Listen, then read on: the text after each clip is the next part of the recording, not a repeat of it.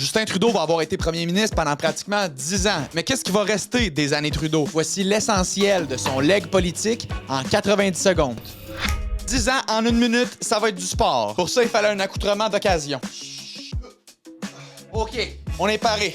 C'est parti. Première position, l'immigration. Toutes catégories d'immigration confondues, il y a aujourd'hui 1 million d'immigrants de plus qui entrent au Canada chaque année comparativement à quand Justin est arrivé en poste. C'est l'élément qui va avoir le plus changé le visage de la société canadienne et aura eu des impacts majeurs sur la crise du logement, par exemple. En deuxième position, plusieurs programmes sociaux pour aider les familles, notamment une généreuse allocation pour aider les parents à payer pour les besoins de leurs enfants qui va avoir permis de sortir des centaines de milliers d'enfants d'une situation de pauvreté. On peut rajouter à ça un programme pour aider les parents à payer pour la garderie de leurs enfants ou pour les soins dentaires. En troisième position, dépenses et déficits. Les différents programmes sociaux dont je viens de vous parler, ça coûte cher. Rajoute à ça toutes les dépenses durant la pandémie. Eh bien, Justin va avoir été un des premiers ministres les plus dépensiers et les plus déficitaires de toute l'histoire du Canada. En quatrième position, Justin Trudeau sera au grand jamais le premier ministre de la pandémie. Cette drôle de période où on était tous embarrés chez nous et où le Canada a fait le tour des bulletins de nouvelles de la planète parce que sa capitale était envahie par des chauffeurs